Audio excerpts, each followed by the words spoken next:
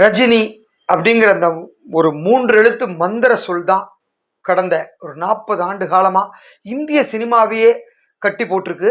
இன்னைக்கு அவர் உச்சத்துல இருக்கிறதுக்கு காரணம் அவர் ஒரு சூப்பர் ஸ்டார், ஒரு நல்ல மனிதர்.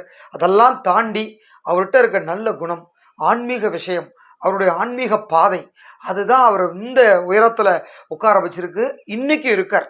ஸோ சூப்பர் ஸ்டார் ரஜினி அவர்கள் 73 வயதை நிறைவடைந்து 74வது வயதுல நாளை மறுநாள் டிசம்பர் 12ஆம் தேதி அடியெடுத்து வைக்கிறார்.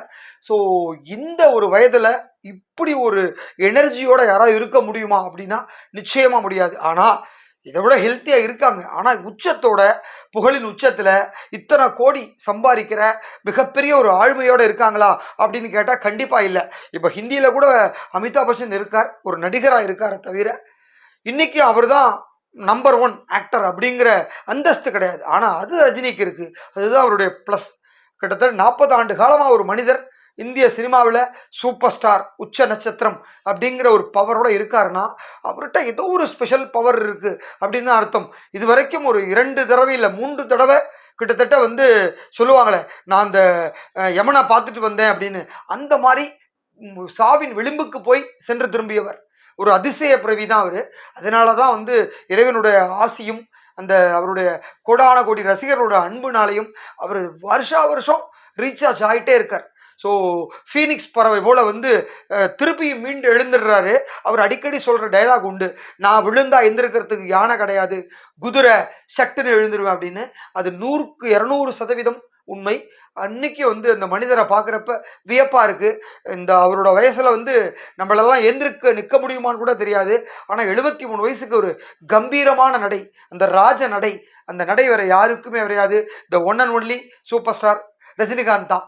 அதுக்காக அவர் என்ன பண்றாரு அப்படின்னா, அவர் வந்து ஆரம்பத்துல வந்து அவ்வளவு விஷயங்கள், அவரை மாதிரி ஒரு செயின் ஸ்மோக்கர் கிடையாது. லதாவை வந்து திருமணம் பண்றதுக்கு முன்னாடி காதலிச்சு தான் கல்யாணம் பண்ணினாரு. அதை தாண்டி வந்து நிறைய விஷயங்கள் இருந்தது. நிறைய வந்து குடிப்பாருன்னு அவரே சொல்லியிருக்காரு. எல்லா பழக்கமுமே அவர்கிட்ட இருந்தது. இதையும் தாண்டி எப்படி அவர்கிட்ட அப்படின்னா, அதாவது ஒரு ஸ்டேஜில் வந்து ஒருத்தர் மாறணும், அந்த மாற்றம் அவருக்கு ரொம்ப பெரிய அனுகிரகமாக அமைஞ்சுது. ஸோ எல்லா பழக்கத்தையும் விட்டார், அப்படியே ஆன்மீக பாதைக்கு மாறினார். நல்ல பீக்கில் இருக்கப்ப ராகவேந்திரா அப்படின்னு ஒரு படத்தை எடுத்தார், அவரோட 100வது படம். ஸோ ராகவேந்தர் அப்படின்னு ஒரு சின்னதாக தெரிஞ்ச ஒரு பேர் தான். ஆனால் அவர் அந்த கேரக்டராக வாழ்ந்ததுக்கு அப்புறம் பட்டி தொட்டி அங்கும் ஸ்ரீ ராகவேந்தருடைய பெருமை போய் கொண்டு போய் சேர்ந்தது. நிறைய மடங்கள் உருவாச்சு, ராகவேந்திர பிருந்தாவனங்கள் உருவானது. ஸோ இன்னைக்கு ராகவேந்திர சுவாமியை எல்லாருக்கும் அனுபவப்படுத்தின பெருமை அந்த ரஜினிக்கு தான் சேரும். அடுத்தது பார்த்தீங்கன்னா பாபா. ஸோ பாபாங்கிறவர் யாரு அப்படின்னு பார்த்தா அவர் ஒரு மகான், ஒரு ரிஷி. அவரை பற்றி யாருக்குமே தெரியாது.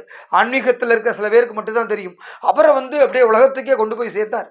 ஸோ எல்லாரும் வந்து ஒரு கமர்ஷியலாக படம் பண்ணுறப்ப அவர் ராகவேந்திரான்னு ஒரு படம், அடுத்து பாபான்னு ஒரு படத்தை பண்ணி பாபாவினுடைய பெருமையெல்லாம் சொல்லி பாபாவோட முகத்தை இந்த உலகத்துக்கு காமிச்சு, அவர் வந்து கைலாஷில் ரிஷிகேஷ் பக்கத்தில் மனசூர் ஒரு பக்கத்தில் இருக்கிறார், ஒரு பெரிய ஆசிரமத்தில் இருக்கார் பாபாஜி அப்படின்னு சொல்லி அவர் பெருமையை கொண்டு போய் சேர்த்தாரு.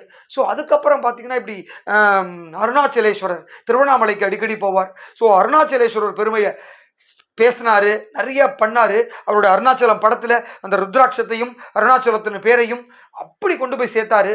இதெல்லாம் விட வருஷா வருஷம் இமயமலைக்கு போய் அங்க இருக்கிற சாதுக்களோட சாதுக்களா தரையில படுப்பாரு, ஒரு சின்ன குச்சி எடுத்து நடந்து போவாரு, திருநீர் இட்டுக்குவாரு, ஒரு காவி விடுத்துக்குவாரு. யாருப்பா நீ? அதாவது கொஞ்சம் பணம் வந்துட்டாலே பென்ஸ் கார்ல போவோம், எங்கேயும் போக மாட்டோம், 5 ஸ்டார் ஹோட்டல்ல தான் தூங்குவோம். அந்த மாதிரி இருக்கிற அந்த திடீர் பணக்காரங்களுக்கு மத்தியில நான் வந்து ஆரம்பத்தில் வந்து கண்டக்டராக இருந்தேன், அதுக்கப்புறம் இன்னைக்கு சூப்பர் ஸ்டாராக இருக்கேன், எங்கிட்ட இல்லாத பணமே கிடையாது, ஆனாலும் நான் இப்படி தான் போவேன் அப்படின்னு சொல்லி அழகா தன்னுடைய ரூட்டை வகுத்து ஆன்மீக பாதையை போயிட்டு இருக்காரு. அந்த ஆன்மீக பாதை தான் அவரை வந்து இந்த ஒரு உச்சத்துல கொண்டு போய் உட்கார வச்சிருக்கு. அவருக்கு எப்போதுமே வந்து பெருமாள் முகம், சிங்க முகம், 2 முகம் இருந்தாலும் அவர் மக்கள்கிட்ட காமிக்கிறது என்னமோ அந்த பெருமாள் முகத்தை மட்டும்தான் காமிக்கிறாரு. என்னைக்குமே சிங்க முகத்தை காமிச்சதே கிடையாது. அப்படியான ஒரு சூப்பர் ஸ்டார் ரஜினிக்கு நாளை மறுநாள் 74வது பிறந்தநாள். உண்மையிலே இந்த பிறந்தநாள் வந்து அவருக்கு வந்து ரொம்ப கிஃப்டடு. ஏன்னா இவ்வளோ வயசுலையும் இன்னைக்கு உச்சத்தில் இருக்கிறது இல்லாமல் தொடர்ந்து கையில் ஒரு 4 படத்தை வச்சுக்கிட்டு இன்னைக்கு வந்து பாக்ஸ் ஆஃபீஸில் நம்பர் 1 கலெக்ஷன் கிங்காக அவர் தான் இருக்கார். தமிழ் சினிமாவில் 500 கோடியை தாண்டின 2 நடிகர்கள் அப்படின்னா, ஒன்று சூப்பர் ஸ்டார் 650 கோடி ரூபாய் ஜெயிலர் படம், அதுக்கப்புறம் விஜய் லியோ படம் 620 கோடி. இதை தாண்டி வேற யாருமே நான் டச் பண்ணவே இல்லை. அடுத்து ஒரு 1000 கோடி கிளப்ல சேரப்போற முதல் நடிகராகவும் அவர் தான் இருக்க போறார். அதுக்கு அச்சாரமா கூலி படம் உருவாயிட்டு இருக்கு. லோகேஷ் கனகராஜ் அந்த ஒரு கோலை தொடணும் அப்படிங்கிற ஒரு எய்மோட தான் பான் இண்டியா நட்சத்திரங்களோட ரொம்ப பிரம்மாண்டமா உருவாக்கிட்டு இருக்கார். இது வேற ஒரு டைமென்ஷன்ல இந்த படம் ரெடி ஆயிட்டு இருக்கு. நிச்சயம் இந்த படம் பான் இண்டியா லெவல்ல பேசப்படும் படமா இருக்கும். சூப்பர் ஸ்டார் அவர்களை 1000 கோடி கிளப்புங்கிற ஒரு உச்சத்தை தொடக்கூடிய படமாக இருக்கும். இந்த 74வது பிறந்த நாளில் கூலி படம் தான் அவருக்கு பெரிய கிஃப்டடாக அமைய போகுது. அதில் எந்த மாற்று கருத்தும் இல்லை. அடுத்த கட்ட படப்பிடிப்புக்காக ஜெய்ப்பூர் போயிருக்காரு நேற்றைய தினம் சூப்பர் ஸ்டார். ஏர்போர்ட்டில் கூட அவர் எல்லாரும் கேட்டாங்க, திருவண்ணாமலையில் வந்து 7 பேர் மலையில் மண் சரிஞ்சு இறந்து போயிட்டாங்களே, உங்களுக்கு தெரியுமா அப்படின்னு சொல்லிட்டு. அவர் எங்கே ஏன் அப்படின்னு கேட்டார். அது கேட்டணும், ஓ மை காட் அப்படிங்கிற ஒரு ஃபீலிங்கோட அவர் பேசிட்டு போயிட்டார். அதை பற்றி நிறைய கிரிட்டிசைஷன்ஸ் வந்தது சோஷியல் மீடியாவில். வந்து இதை கூட தெரியாமல் எப்படி ஒரு சூப்பர் ஸ்டாராக இருக்கலாம் அப்படிங்கிற மாதிரிலாம் சேர்த்த வாரி இறைச்சாங்க. ஆனால் உண்மையிலே வந்து அவருக்கு வந்து தெரிய வேண்டிய அவசியம் என்ன இருக்குது? ஸோ ஒரு நடிகர் உச்ச நட்சத்திரம் அப்படின்னா எல்லாமே தெரிஞ்சிருக்கணுமா? அவர் துறை சம்மந்தப்பட்ட விஷயத்த அவர் தெரிஞ்சுக்கலாம், அவர் படம் சம்மந்தப்பட்ட விஷயம் தெரிஞ்சுக்கலாம். உலகத்தில் இருக்க எல்லா விஷயம் தெரிஞ்சுக்கிற அளவுக்கு அவருக்கு நேரமும் கிடையாது, அது அவருக்கு தேவையும் இல்லை. அவர் வந்து ஒரு கட்சி தலைவரோ இல்லை ஒரு அரசியலில் இருக்கிற ஆளோ கிடையாது. அவர் வந்து ஒரு நடிகர், தான் உண்டு தான் வேலை உண்டு, ஒரு அரசியல் பயணம் இருக்குன்னு நினச்சிட்டு இருக்கவர். அவர் உண்மையிலேயே ஆசைப்பட்டது ஒரு ஆன்மீக அரசியல் பண்ணணும், தமிழ்நாட்டில் இந்த ஆன்மீக பூமியில் ஒரு ஆன்மீக அரசியல் பண்ணணும் அப்படின்னு நினச்சாரு.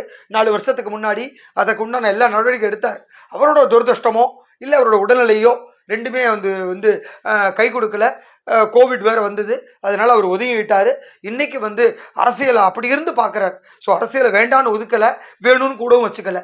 ஸோ எப்பொழுதும் போல் வேடிக்கை பார்க்குற ஒருத்தராக அவர் இருக்கார். அதனால் அவர் அடிக்கடி வம்புக்கு எடுக்க வேண்டாம் அப்படிங்கிறது ஒரு தாழ்மையான கருத்து. ஏன்னா அவரே போன தடவை ஏர்போர்ட்டில் சொல்லியிருந்தார், இனிமேல் எனக்கு வந்து என்கிட்ட வந்து சினிமா சம்மந்தமாக மட்டும் பேசுங்க, அரசியல் சம்மந்தமாக என்கிட்ட கேட்காதீங்க, நான் அதை வந்து கருத்து கூற விரும்பலை அப்படின்னு சொல்லிட்டாங்க. ஸோ ஒரு கருத்து சொல்லணும் அப்படிங்கிறது தனி மனித சுதந்திரம் இல்லையா? அதையும் பறிக்கிறது தப்பு.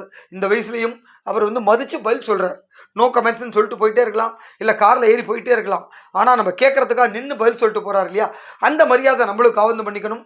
ஸோ எதிர்காலத்தில் கொஞ்சம் அவருக்கான அந்த மரியாதையும் ஒரு சூப்பர் ஸ்டார் அப்படிங்கிற ஒரு நடிகருக்கு கொடுக்க வேண்டிய அந்த கௌரவத்தையும் நம்ம கொடுக்கணும் அப்படிங்கிறத கேட்டுக்கிறேன். ஸோ தமிழ் சினிமாவினுடைய ஆளுமை, இந்திய சினிமாவினுடைய ஒரு ஐகான் அப்படின்னா நம்ம சூப்பர் ஸ்டார் ரஜினிகாந்த்.